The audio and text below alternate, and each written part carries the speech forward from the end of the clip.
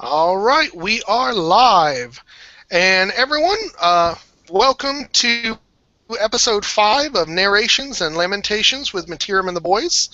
I am Mittierim, and with me is Skip and Michael. You guys want to say anything intro-wise to get started? I hate the demons of chaos. Okay, well, we'll remember that. I hate the stomach flu. Oh yeah, Skip was actually sad to say missed our normal Tuesday night gaming night. So that was bad. We're glad to see you back and not exploding nastiness in any given direction. And I'm thankful for that too. Yeah. Phew. All right, guys. So, as promised, tonight's talk is going to focus pretty exclusively on Nagash and the end times, and mainly what I want to focus on, at least to start us off, is going to be the fluff. We are primarily fluff folks, so that's kind of what I think our strength is, so we're going to stay there. If we have some space to fill at the end, or if anybody is specifically asking questions regarding the rules, we can get into that, but I think what we want to discuss primarily is the fluff, what we liked, what we didn't like, and how we're going to work on having it impact our narrative. So, and we did get one question, which we'll deal with a little later, from Lord Tremendous. And if anybody wants to ask any questions, I'm going to be trying to keep track of the comments as we go. There is a delay, so be aware of that, but we will try and deal with any questions that come through while we're going. So, all right. So, as far as the fluff book of Nagash, I have read it cover to cover. Michael, you've pretty much read most of it. And Skip, you are in the process of working through it and have skimmed most of it. Right. So, what I want to start off with, fellas, is what... Well, let's start this way before we get into specifics. What is everybody's general overview of the fluff in the Nagash End Times book? Michael, why don't we start with you, since you were the first of us to read it? General thoughts and impressions. Of the fluff, bad things are happening. People are dying.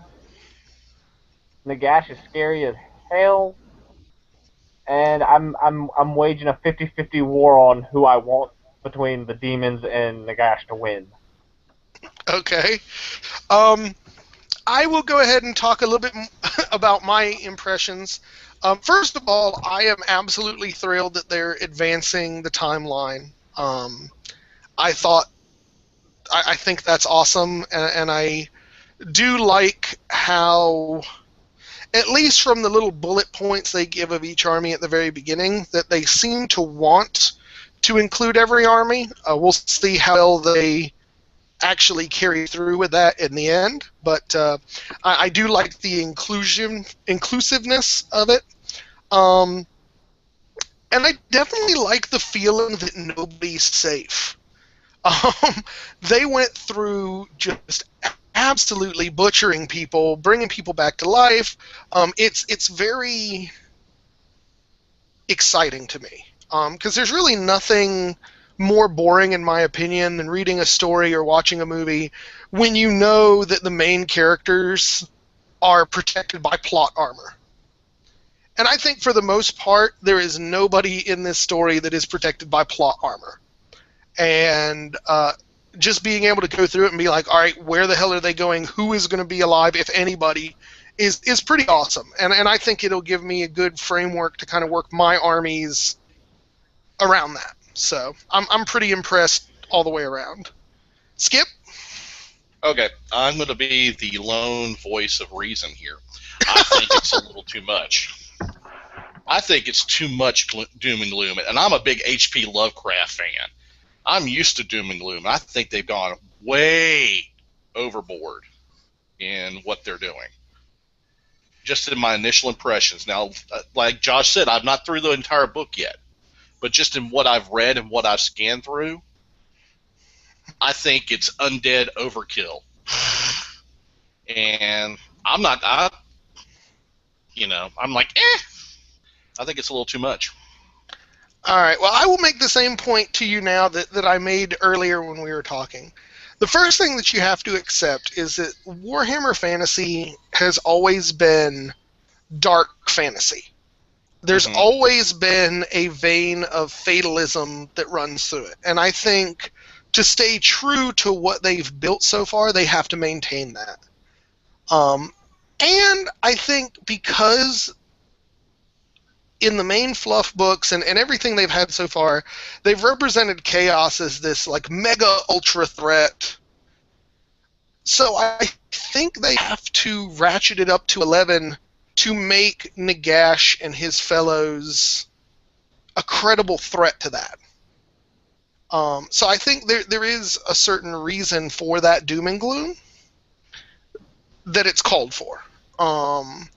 Now, my line of thinking is they'll probably do that in this book, ratchet it up again with the Chaos book, maybe the presumed Skaven book that's coming out, and then kind of bring everything to, if not a happy close, at least a new status quo in the mythical fourth book that nobody knows what it's about. So I can kind of see the darkness is just the first step of where it's going. Well, if that's the case, I think it's predictable. I mean, you're looking at, okay, the big baddie comes in.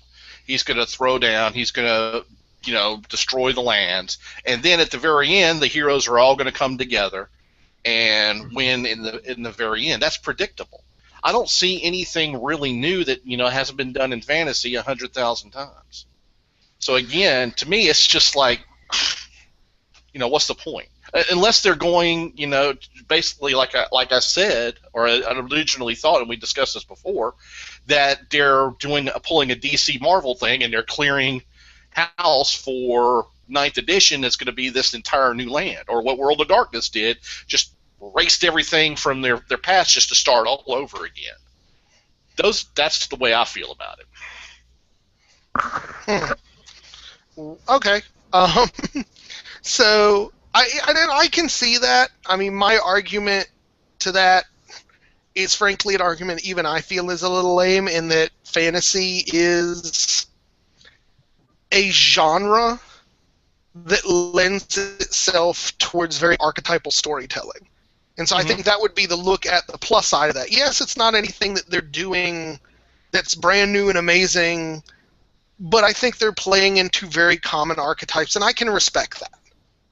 Mainly because I'm not playing any of these armies as they're built anyway, and I'm going to use that archetypal framework to build what, frankly, I consider a better story anyway. So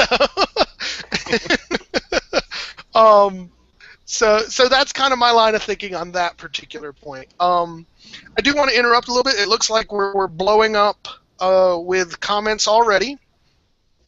So Vince Ventrella, actually, Vince's second question, well, his first question says that I have a crazy echo in my mic and it sounds like the voice of God, which is pretty awesome. I might just keep that. The second question he asked is actually what we like the best, which is the thing we're going to cover next. So hold on to your pants, Vince. We'll get there. William Page, I guess he's playing into the point you made, Skip, is he says he got annoyed at how easily the good characters get off, while the bad guys barely ever lose anyone.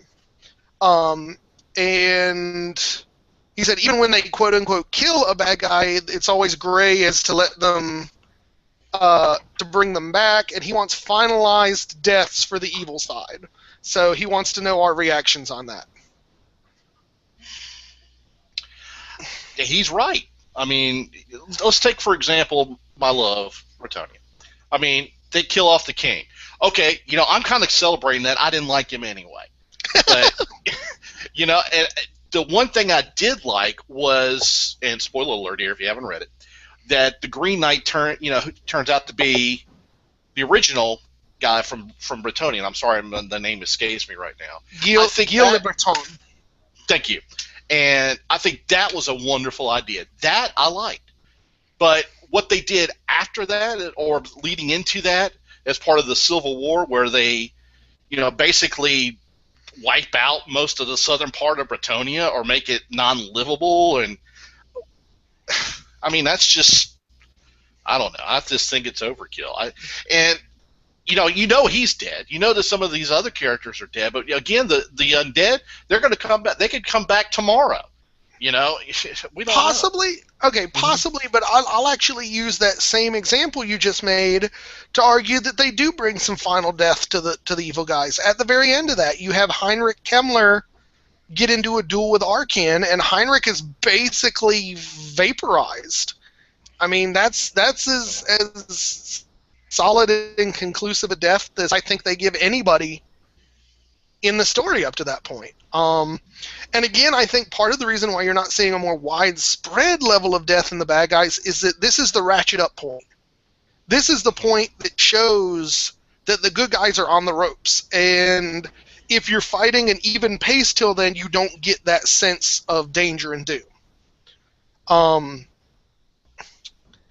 I think I can respect it for that. I don't think I need, at this point, any more sort of definite death from the bad guys, provided that we get the reverse of that at the end.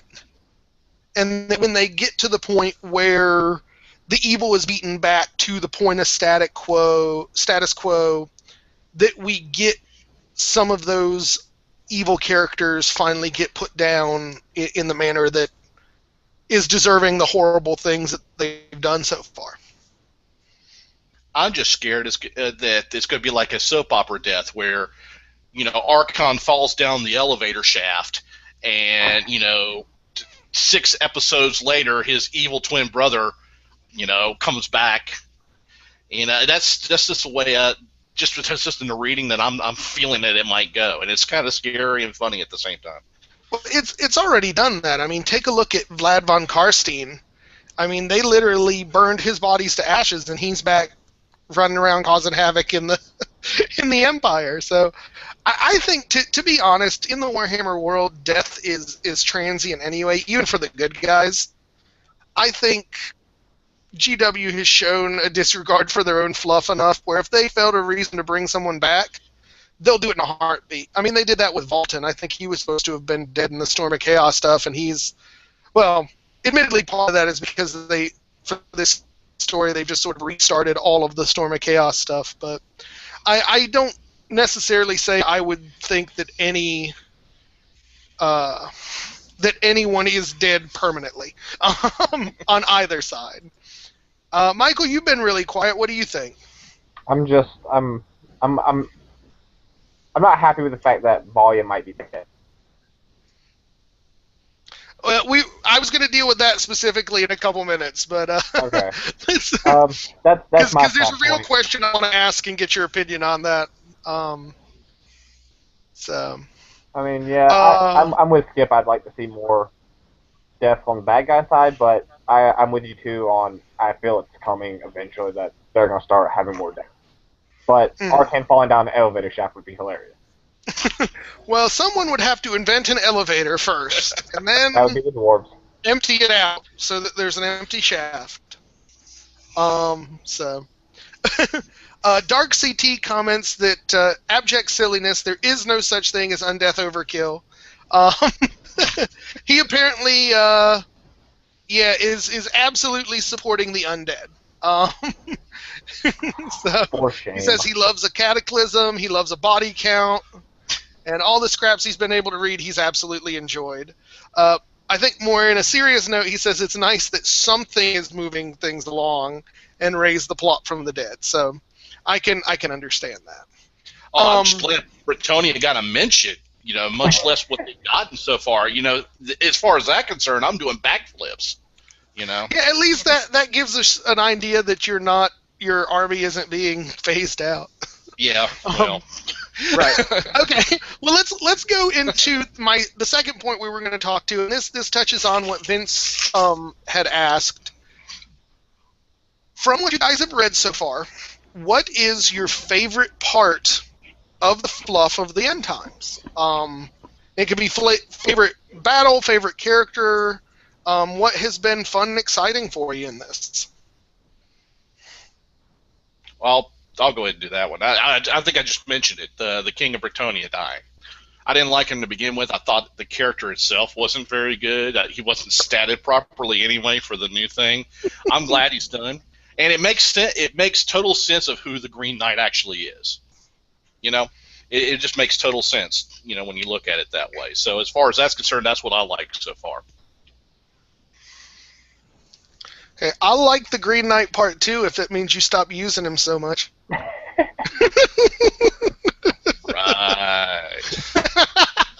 Yeah, that chance. All right, Mike, what was your favorite part? My favorite part so far, well, the part I enjoyed most was, now I can't remember his name, Thork Ironbrow's battle underground to basically try and find the magic items that were in the vault. And then, Absolutely. that battle was fantastically written. It had the dwarves doing what dwarves do and the undead doing what undead do. And they wrote it out very well. Yeah, that's cool. My favorite part, I have to say, actually comes down to a single character, and it's Vlad von Karstein. I think the way they're writing him is awesome. It gives a great foil to Manfred, and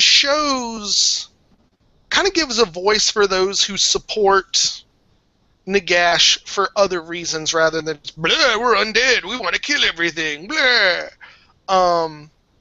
And so I really there's a lot of stuff with him that I think awesome, and I think I guess I'm drawn to it specifically because it's kind of what I had already written in my Vampire Counts army with Lord Mounthaven.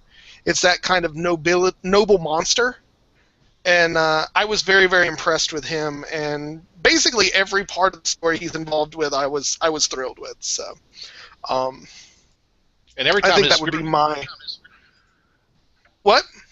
I was about to say, every time your spirit hosts attack me, that's exactly what they say. Blah, I want to kill somebody, blah. No, the spirit hosts are chaff. They go, blah, I want to stop you from killing stuff, blah. See, they're defenders of life, Skip. That's what they are.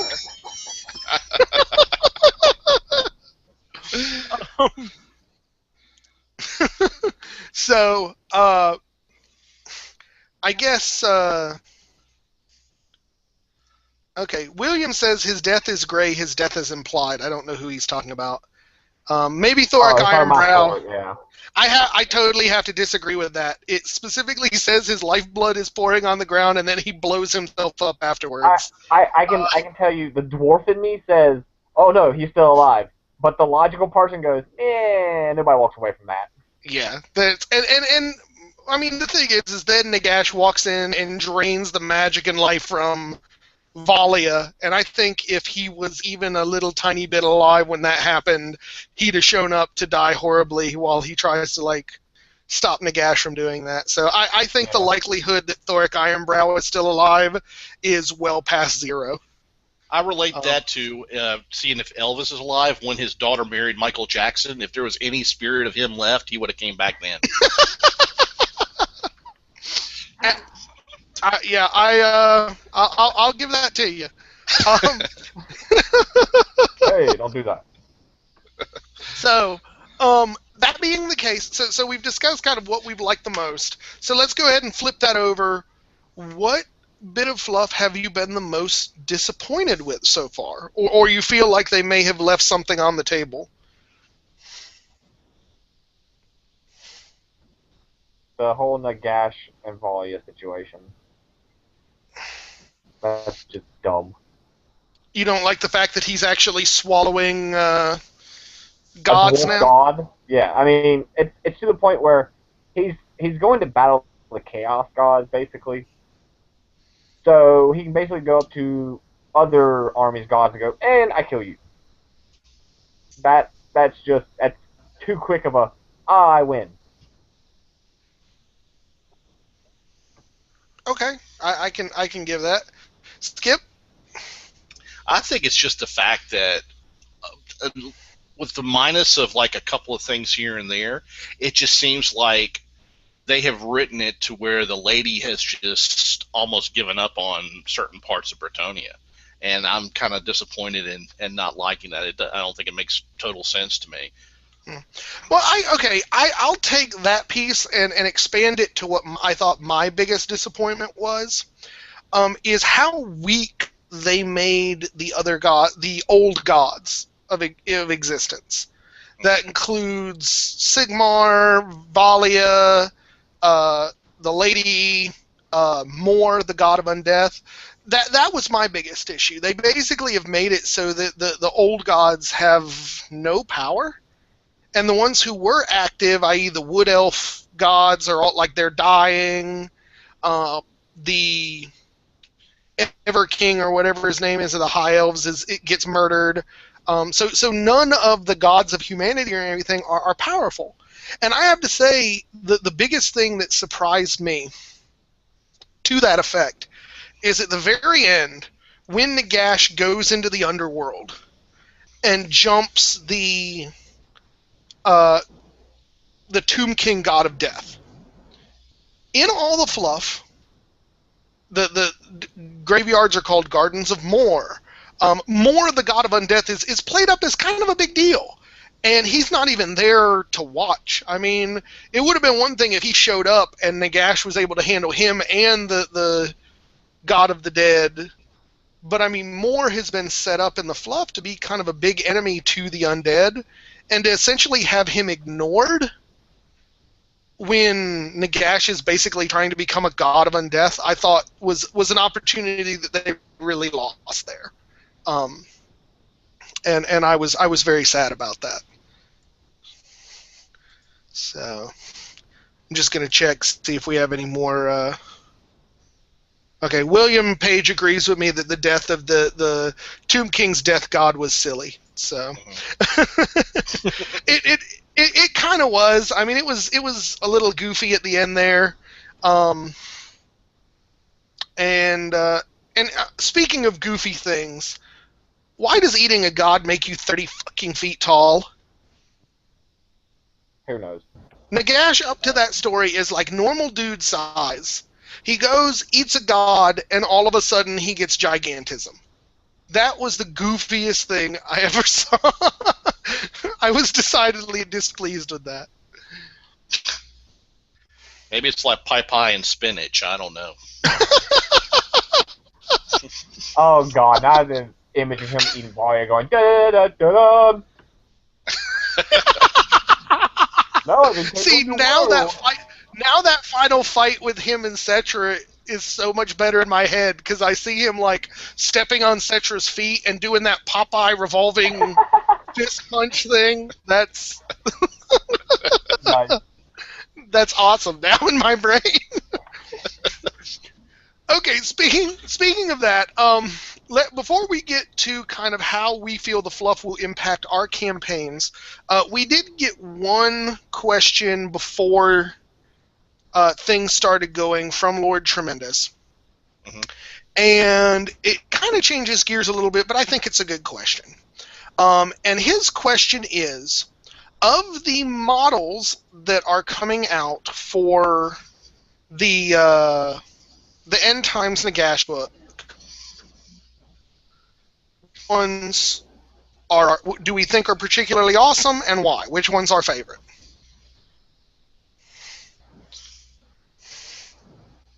All right, well, I'll go first then, since you guys are quiet. I hate them all. I don't like any of them.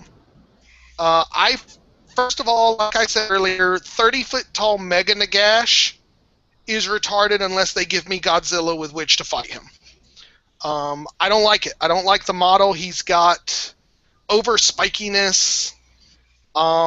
There's really just nothing that I like about the model. The Mortarks, their beasts look way too 40k to me. And this is coming from a guy who willingly puts a soul grinder in his army of demons. They just look mechanical, and I don't like it. And the only other thing left over is the spirit hosts, and they seem flimsy and easy to break to me. So I'm not really a fan of any of them. I have no plans to buy any of those, and the only thing I was actually thinking of if I do a Nagash is I actually am going to make a normal size Nagash, but I'm going to put him on the big base and do a scene of him like raising the dead or something and turn it into basically a giant diorama to represent the model, because I think Mecha Nagash is stupid. So anyone want to shine some positive rays on that question? I'm not a big fan of any of the undead models in general. I'm just, I don't like that many of them. But my favorite so far has been the new Empire character. I don't remember what his name is. Volton? Volton, yeah. I like his models. Okay.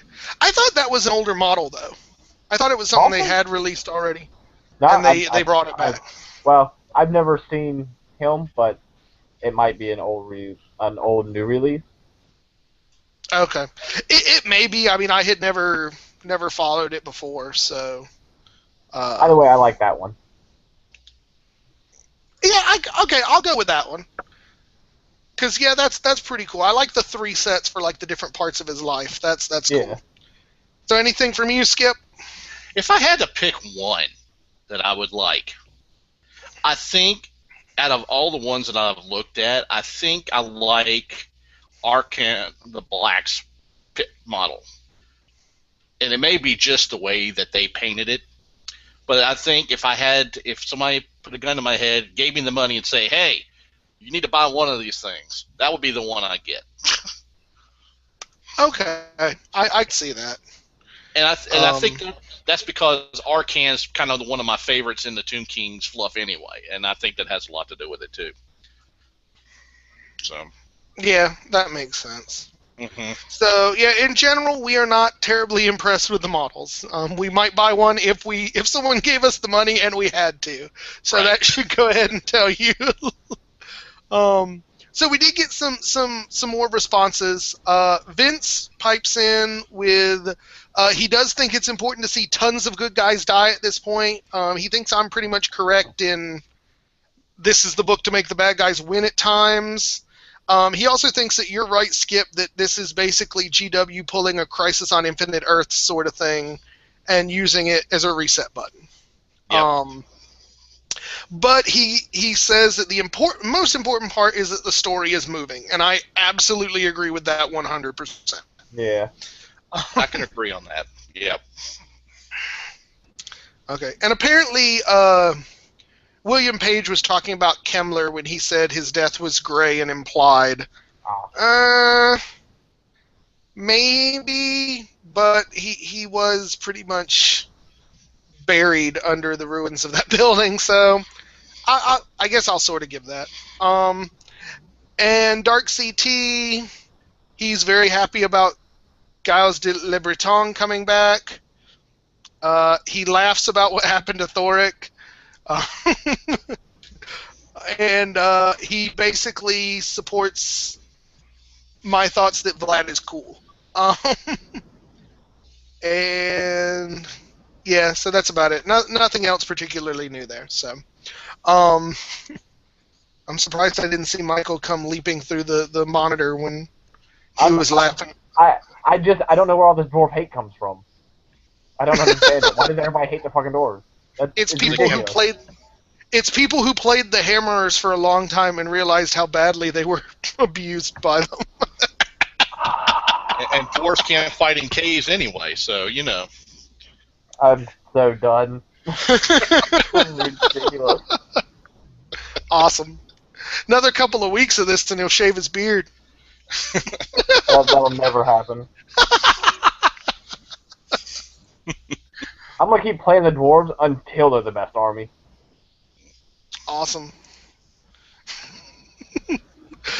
You'll have to let me know how easy it is to paint with arthritis. And I think Right that'll there, happen John. even. Don't worry, that'll happen, but right before the Britonian book comes out. 10 cannons. 10 cannons. All the time. We take 10 cannons. If you have anything on the board. Shooting phase. Turn one. That's all that's going to matter. Okay. We lose everything. All right, so we've obviously pushed Michael past the point of rational thought, so that's definitely good for the first half of our show.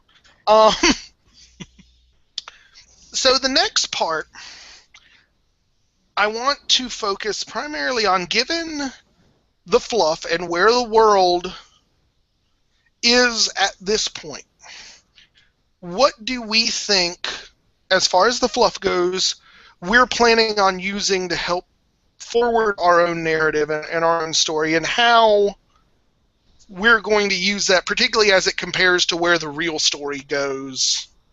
I guess I don't want to say real story. The canon story goes in the Nagash book. So, any thoughts? I think I've only really concentrated on Bretonia right now, so I can't really comment on what I would see as the Dark Elves or how I would use it for my Warriors of Chaos. We're definitely going to play up the Bretonian Civil War. Where that's going to go, I'm not sure. I'm going to continue to use the Green Knight, sorry. But it may be, in my fluff, that it's the former king, Louis whatever his name is now going to come back as the Green Knight. I think his name is Louis Lelame. Lelame, yeah. Because that would instantly make him cooler. See, don't worry, Michael. I hate all of y'all's armies equally. It would be okay if it were just you, not the entire world. Yeah. There's so much dwarf hate out there. I feel sorry for you, my friend. All right. So what about you, Michael? What I know we were kind of discussing the decision that all dwarves are making right now in the fluff, and we kind of had some thoughts on what our two dwarf nations would be doing. Yeah, with what's going on, I can see Ogrim. I mean, in our narrative, he's never been the type to go, I'm going to sit in my hold. He's going to do the, let's march out, face this thing head on, and battle like we did in the old days. With Thork being dead, it leaves a spot open for, I mean, if they don't put another, high-end Rune Lord in there, I might shoehorn Graz as becoming one of the high-up guys. So does that mean you'll be taking him with the Anvil of Doom all the time? God, no. For the love of God, no. That last experience was not gonna. No, I'm not doing that again. That was just because you guys will probably hear more references to this as it goes on. Last night we threw together a game where we use the underground rules that they present in the Nagash book, and it was the dwarves fighting off a demon invasion in the lower tunnels. It was an Uncle Bad Touch moment across the board for poor Michael, so he's still having PTSD flashbacks of it. So he may just flip out halfway through this show. So just wanted everybody to know what's going on. It was terrible. Yeah, I don't want to get into too many specifics because I want people to have a reason to watch the battle report when I get it up. But I just want to clue everybody in. Watch it. Yeah. On the plus side, you are getting one person showing you some dwarf love. Whoopi says, in all caps, I might add, let your inner dwarf loose, Michael, and the dwarves will make bigger cannons and rule the world. Finally, another dwarf. We are not alone. It only takes two of us to be stubborn. You're not alone, but two is a very small number. Oh, we're the dwarves. We're always in small numbers. Right. So as far as I'm going, my dwarves, I'm not sure. I know the big choice they give, that the dwarves are kind of trying to decide whether to go looking for portals that their gods left in or go out and fight. I think the Hammerfells are kind of a fallback army at the moment, unless something different happens. I think the biggest part that'll be fun to integrate is my Empire. With the fluff of my Empire, the Archlector I was using was actually basically next in line after Volkmar to become the Grand Theogonist. And now, if we go with the fluff in Nagash, he's been passed up for Kaslain. So I basically think what I'm going to go with is that all of kind of the trouble I've had with the Empire, kind of out here in the Grey Mountains where our story is going on, has cost him a lot of political favor. And so Kaslain, who was staying closer to the Empire, basically leapfrogged him into the position. So now he doesn't have kind of that strong support politically, and is still free to do his own thing, but may necessarily be at odds with the rest of the Cult of Sigmar, which I think could be pretty cool. Beyond that, the demons, obviously, we're just playing them, popping up whenever the hell we need to get an extra game in because they're going crazy. The vampire counts are definitely going to be, at least start off following Nagash, but I'm thinking very much in a kind of Vlad-esque manner, that they're following basically out of a sense of duty, as opposed to, blah, I'm going to kill things, blah. And I definitely think the ogres are going to get in on the action. There's definitely going to be some trouble between the various casters in the ogres and finding out who may be listening to Nagash and who doesn't. So that can bring a lot of interesting story to it. I have actually decided one of my casters is going to be betraying the tribe, and one of the scenarios in there where Balthazar Gelt first goes Necromancer and tries to stop the assassin against Karl Franz, I've actually been wanting to do that where it's, instead of the Empire, that it's the ogres, and that'll be how I finally come to the reveal of which of the ogre butchers has betrayed or turned their back on the Great Maw, that of doing that actual scenario. So I think that's something I definitely want to make use of. So, any other thoughts on, because I mean, I know we don't want to give away too many of our secrets. Any other thought on the fluff in the narrative at this point? I'm interested to see how, and I haven't really thought this out too much yet, but how Alphonius is going to react to all this. Because, one, he's already corrupted, but he just doesn't know it. How is he going to react to this? Is he going to try to demand, now that he's got the pearl back from Musalin and has the support there, is he going to challenge for the throne? You know, that's one way I'm leading, because we actually almost discussed that a little bit, but you know, I'm curious to see where my brain's going to take it too, and I haven't really given it a lot of thought yet. But there's a lot of possibilities there now. And I definitely like that idea, because they've already shown with the whole High Elf and Dark Elves being in part responsible for Nagash coming back, that the forces of order are willing to support the forces of destruction to basically get the job done. So it'll be interesting if we do choose to, like the sort of Shadow Council that's supporting Nagash from the good guy side, if there's a Shadow Council supporting the demons as well. Be kind of interesting to see what that would end up leading to in the long run, I think. Mm-hmm. So what about your Beastmen, Michael? You haven't talked about them. I mean, the book kind of paints them into the let's run and kill things. Not going for anything deeper than that. I mean, that's been there. That's Morgul and Morgul's whole motivation, anyways. So they're still going to hunt after Anya, but they're murder and mayhem. It's the Beastman's motto. Right. Well, that's pretty simple. Must make your writing of the scenarios very easy. Well, I mean, in the fluff for the Nagash book, they don't really paint them into any other sort of viewpoint. They're still very much the way they are in the horror book of, yeah, let's go kill as much as possible. Mm-hmm. Well, their ranks are swelling because of the civil war in Bretonia as well. Yeah, Well, the added mutations. It's making them a bigger threat, basically. Mm-hmm. Yeah. So, just to kind of pop back to the comments, Dark CT says Michael, his hatred stems because he's an ex-dwarf. He and the dwarves do not work.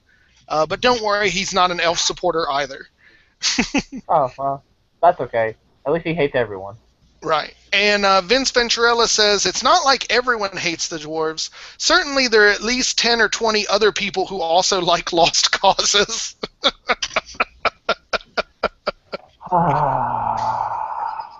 Awesome. Awesome. At least you got a new book. I don't even care anymore. I'm just going to turn into a long beard. I don't care. Right. Things were worse back in the day. So just to let you guys know and clue in on a little surprise Michael's been keeping in the back of his head, he's being so discouraged by the dwarves, he's planning his next army already, and they're going to be high elves. So he's betraying the beard to pick up a set of knife ears, and well, I'm not so much betraying the beard, because nothing's going to take dwarf love from me. But it's nice to have another army of order. Okay. And an army that's going to come by and support the dwarves. Right.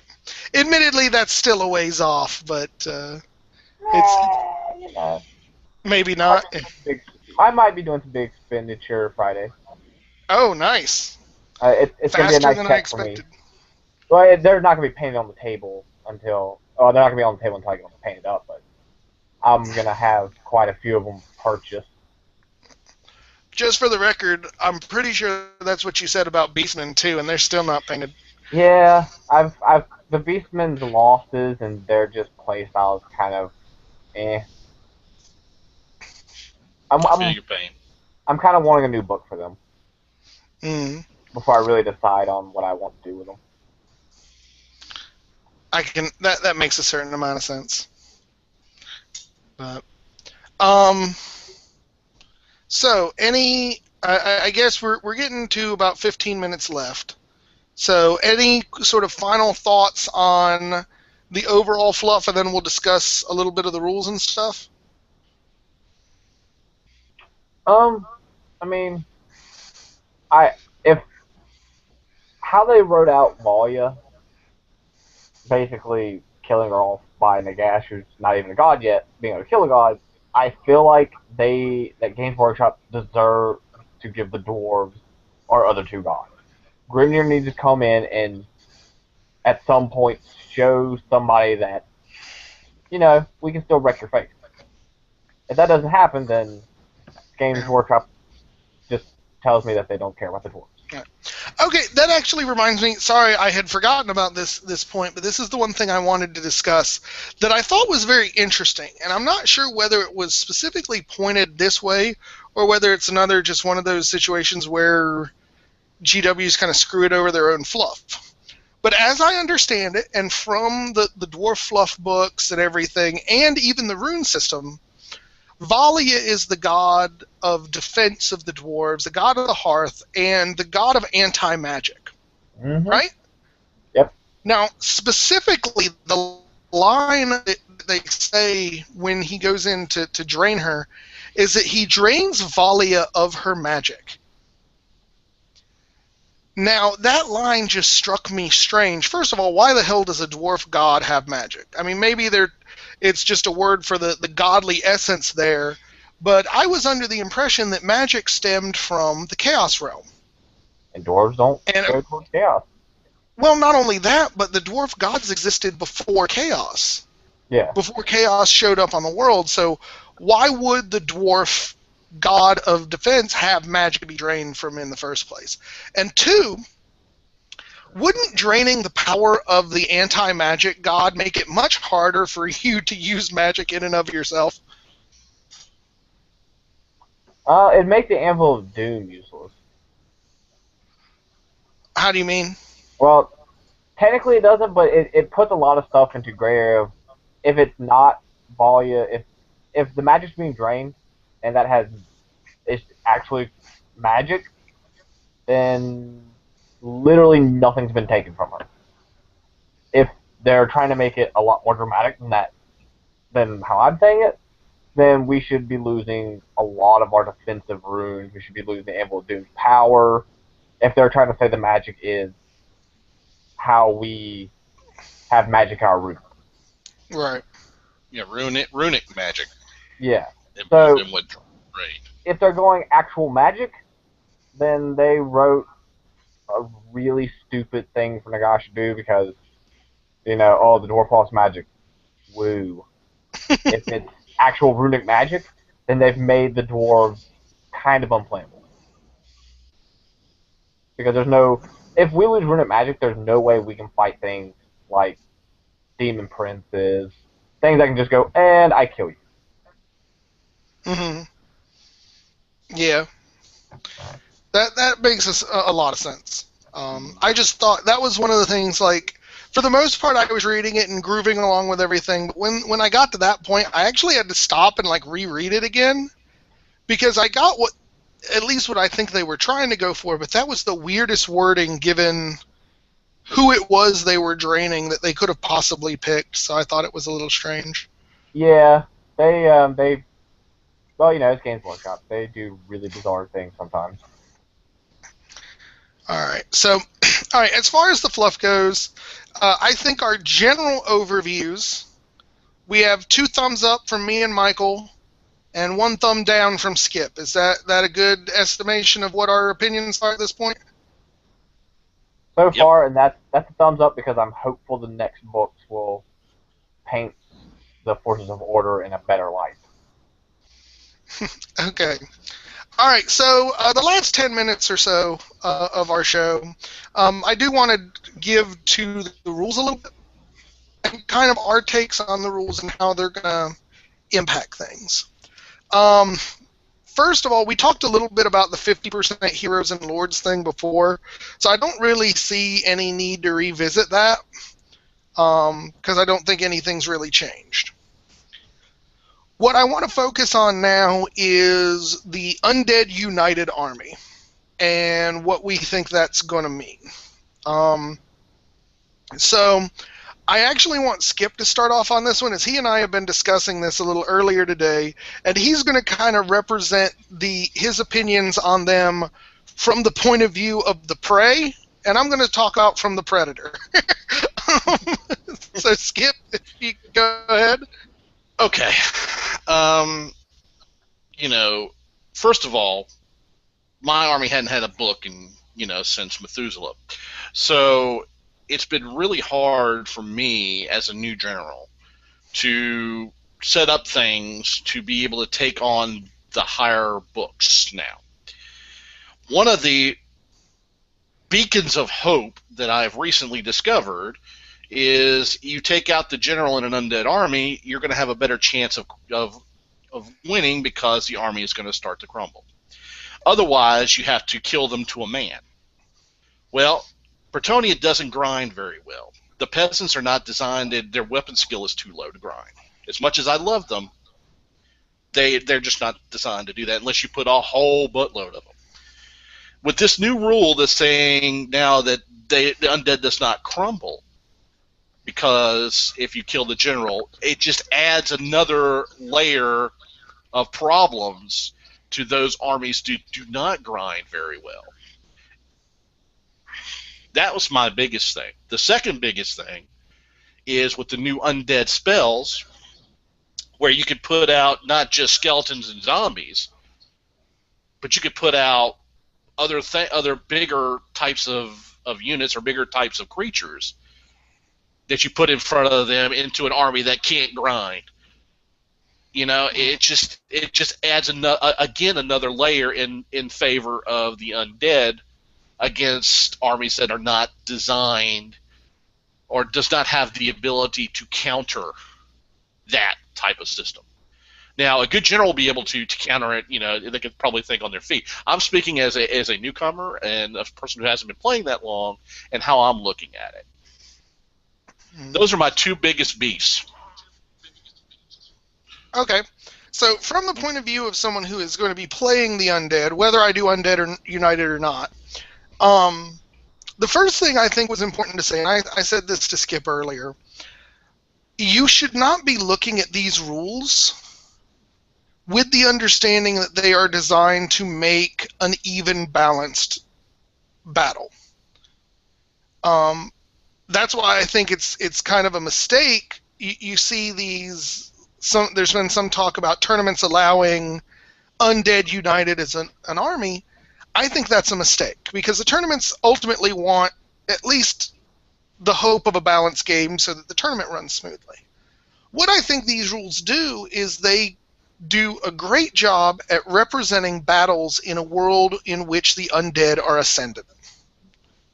It makes, not only by having the node crumble on the general rule and the undead so that you can summon up stuff, but by combining the two armies and letting you kind of pick and choose, you now have a whole that is greater than the sum of its parts. And that being the case, I think it turns into an uphill battle for anybody playing against these armies.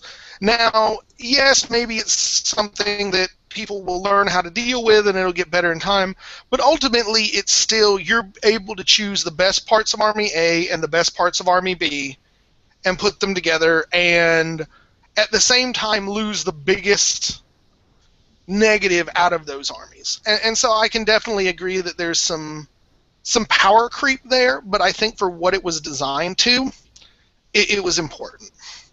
And I've actually been doing some thought, kind of getting back to your idea about the summoning the undead thing. And I've been doing some thought about it since we talked, and I actually have come to the decision that summoning the big stuff, like the Terrorgeist, the Casket of Souls, that sort of stuff, is actually not where that lore is going to shine. What I think it's going to shine at is summoning small ethereal units after you already know where the magic is in the game. So you just go, oh, well, you know what? I know that these characters have magic items and you have no magic missiles. Let me go ahead and crap out 3 bases of spirit hosts. And now I'm holding up X, Y, and Z unit, and there's nothing you can do about it. Or, oh, you don't have any mages with magic missiles. Let me pop out hex rates and just run them willy-nilly all over the place. So I think it's going to be those kind of mid-range spells in that lore that are really going to be the strongest part. That being good. Oh, go ahead, Skip. No, and then that takes. Yeah, and the other point that I was going to make is, if I'm looking at this from the other side of the table, which I'm going to be, is it going to be fun, or is it even worth putting models on the table? Am I going to enjoy this, or I'm going to sit here and have hex race run all over my army before I can do anything? Mm-hmm. And granted, now looking at it glass half full for a second, with the 50% heroes and lords rule, yes, I could put a bajillion paladins out there, give them 1 magic item each, 1 magic weapon. I'll have the points for that. That would be the only way that I could see to counter it. My peasants, they're screwed. They're screwed anyway, but they're going to be triply screwed now. Well, I don't know. I mean, the peasants can get in there with the static combat res and get the job done, but it requires more forethought. But getting to the point where I think that those concerns might be a little jumping the gun is that I think other than Nagash and Archon, who also doubles the amount of points that you get, I don't think you're going to see a whole hell of a lot of abuses from most average armies on this. I think in general, you're going to see little cute tricks out of this. Because most army, I mean, let's say I take it with my ogres. All right, the ogres really are probably going to use it for chaff because that's where they can get weak on if you take out the saber tusks early.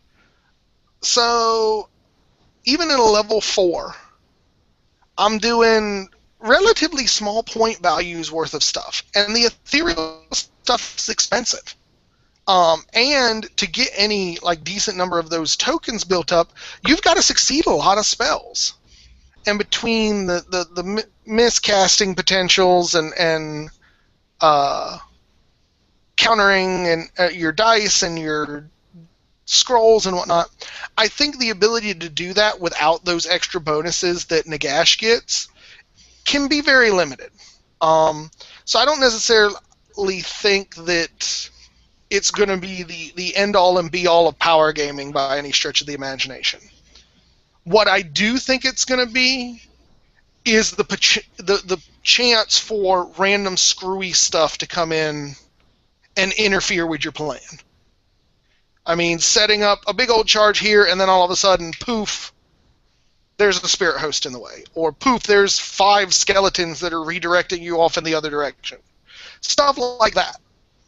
So I think it has the potentiality to be cool, but I don't think it's going to end up being overpowered.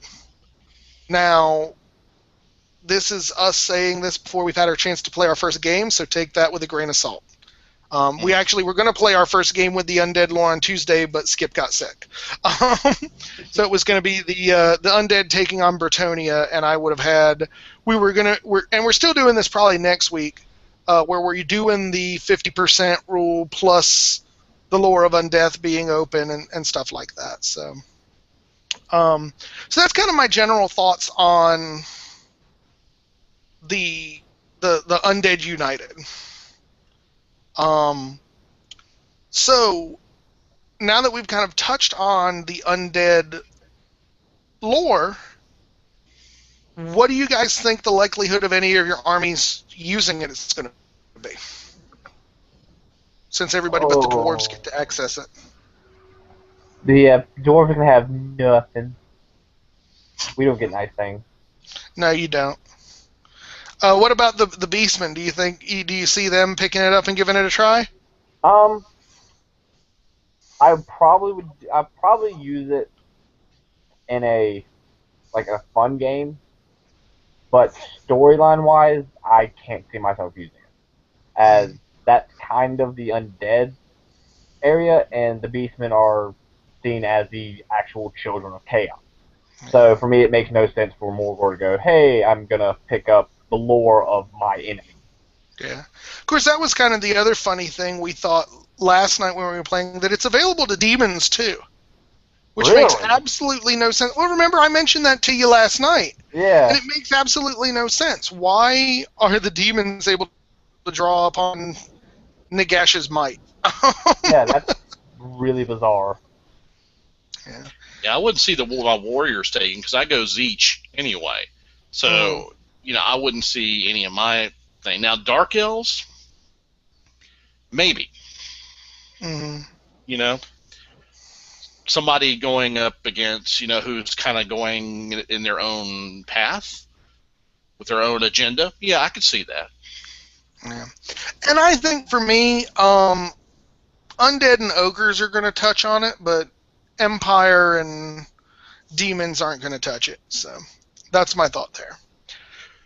So, last little bit we wanted to talk about, and this one's going to be between me and Michael.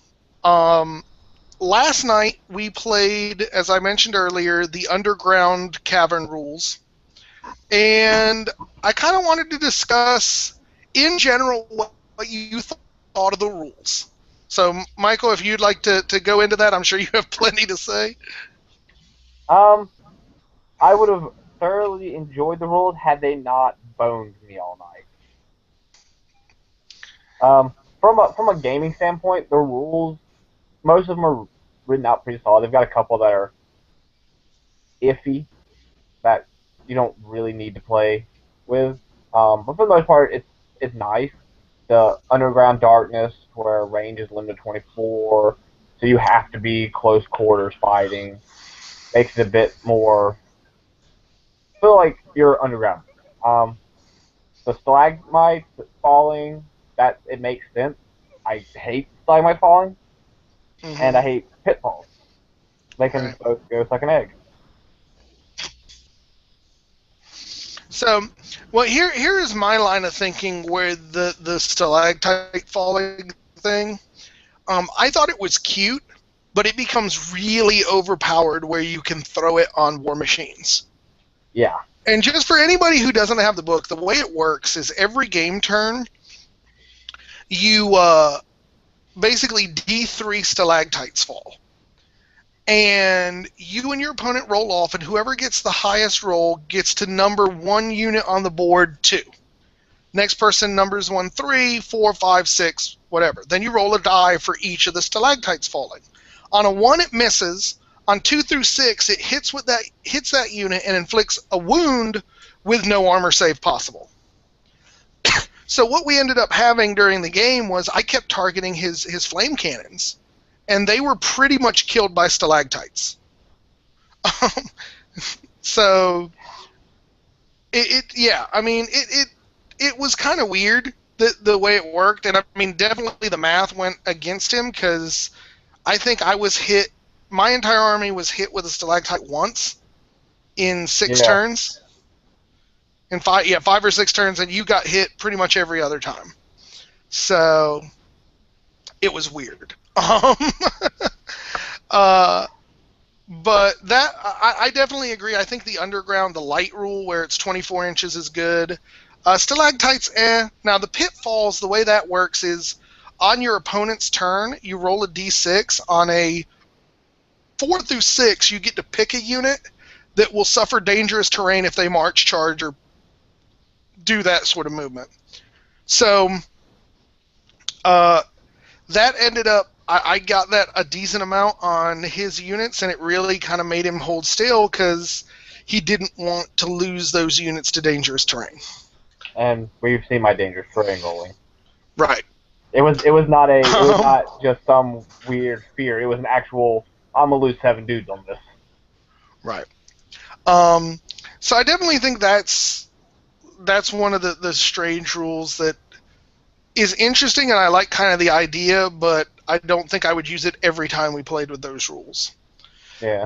Now, for the record, we didn't use the 2 monster rules where it was like create a monster from storm magic and put them on the field, and then put trolls and squigs on the field and have them just move around randomly. We decided to skip that, but again, I think that would be one of those interesting potential rules, but I wouldn't want to use it every game. Yeah.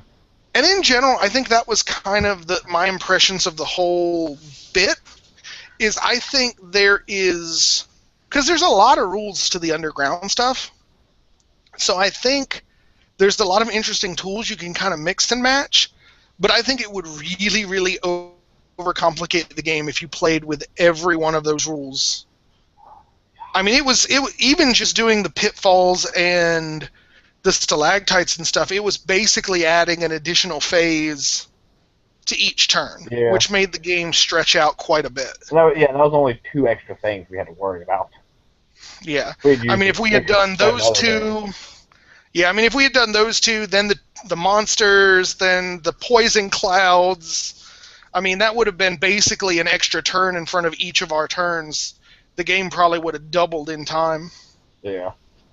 So Not fully enjoyable if you had to spend half the game trying to just work out the scenario. Yeah. So general thought to kind of wrap that up on the underground scenario, Michael. Overall, it's not a bad scenario. I would like to play it again in a situation where it doesn't feel like my army is just being affected negatively by it, which I understand was just really bad luck going against me. Mm-hmm. But it doesn't seem like it's bad. And you're right, it does have a lot of mix and match potential. Right. And then I think that's my opinion. Is I think it's it's a lot of things that's nice to have as a toolbox, but I wouldn't want to play every game like that. Yeah. So, okay, so we're getting towards the end of our hour. We did get 2 more comments, and I'd like to go over those. First, Dark CT, I think I'm going to guess this one is directed at you, Michael. Oh my God, here we go. Shakes with utter contempt. You heretic, and you call yourself a Dawi. Rawr! Cut, slash, stab, kill, mutters Skaven curses, attempts to calm down. Breathes out. The only race I hate more than dwarves, high elves. How hard would it have been to just set up Chaos Dwarf hats? Hard. Those guys are expensive. Elves are cheap. Elves are cheap. And he says, perhaps because Valia was crafted by the old gods like the other dwarves, she may have had a more ready control over the runes. But really, dwarves are supposed to be superbly anti-magic. It's not like they can't call on it, browbeat it into line with runic symbols and such. So maybe that's what they meant with Valia lost that kind of power. He doesn't know what it really means, beyond that Nagash got some old god-style power. Which is still just complete BS. Right. I'm not a god and I'm going to steal a god's power. So any of my dwarves could have done that? Amazing. Right. So the next thing, Vince Venturella pretty much disagrees with us on the undead thing, from a power perspective. He thinks the TK were the lowest army, possibly fighting with Beastmen. He doesn't know of a single GT won by TK in the past 2 years, and he knows at least a couple won by Bretonnia. The March rule in the Hierophant or General of Undeath, which meant nothing to VC as they could pass it around after one crumble, whereas the TK crumbled all day long.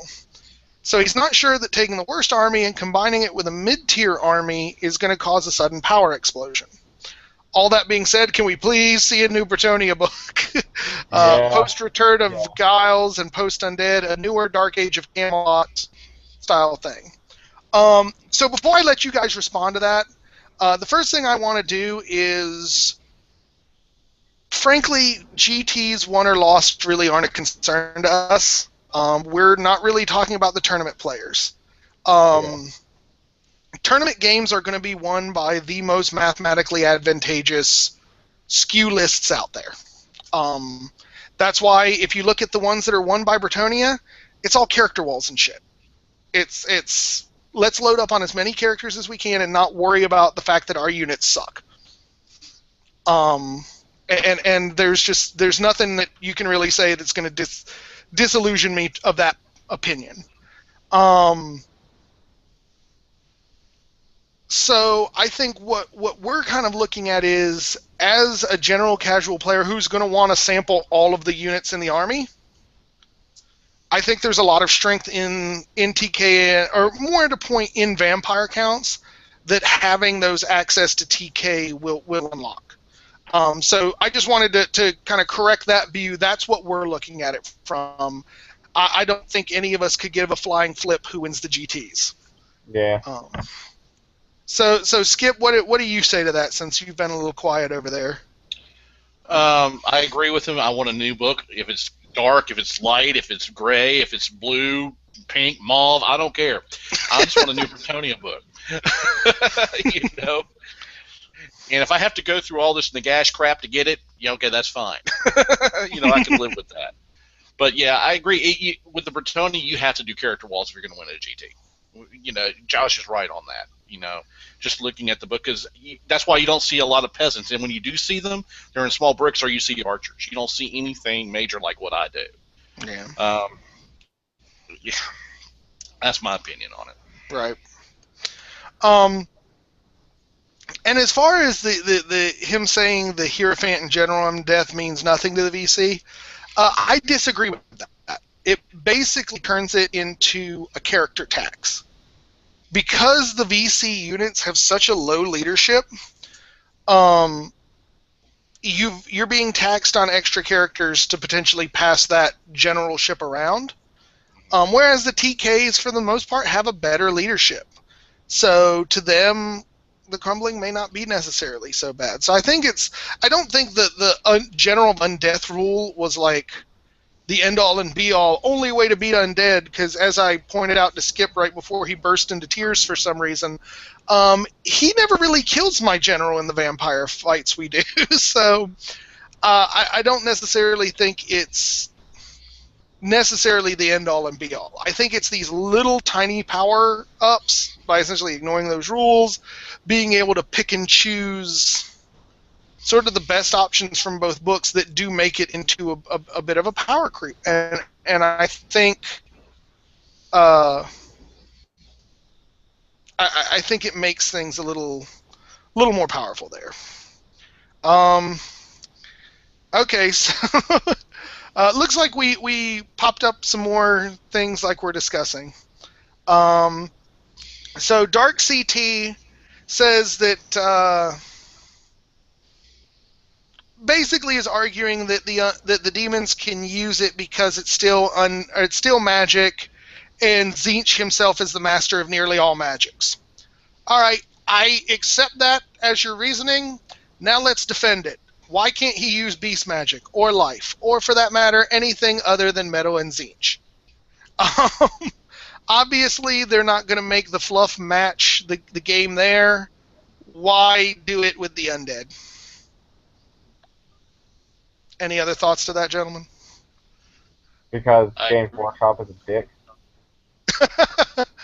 Oh, so what it is it's really so the dwarves don't get nice things. Is that? Yeah, that's exactly why. Okay. There's no other reason. All right, so there's your real answer, Dark CT. It's because GW hates the dwarves more than they love their own fluff. At least you got a new book. How would you explain I think we all need their fluff changes? I think we need to buy Skip a shirt that just says that across the front of it. Then he'll save the words. He'll hold up the shirt every time. All right, so apparently Mr. Malorian is watching us, so that's awesome. Hi, Mr. Malorian. And he's asked a question that I'm assuming is to you guys. And his question is it true Mittierim killed a guy? Oh. I heard that he shot a man in Reno just to watch him die.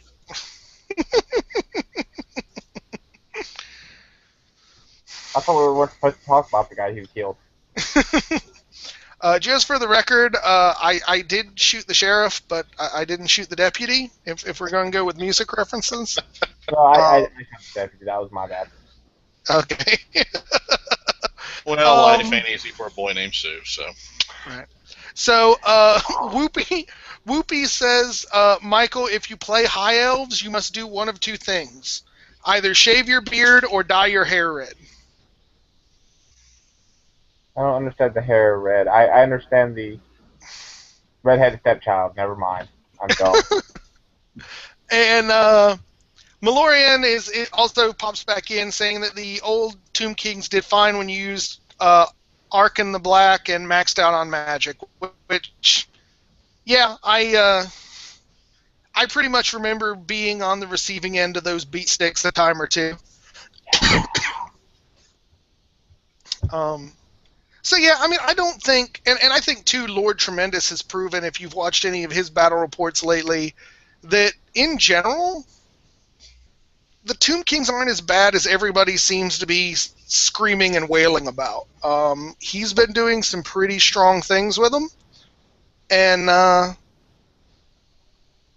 think, I mean, they can be decent. And I think no matter where you think they are in the power ranking, being able to ignore some of their weaknesses and to add strengths from another army just makes them stronger. I mean, it's almost pure arithmetic at that point. I mean, 1 + 1 = 2. That's just how it is.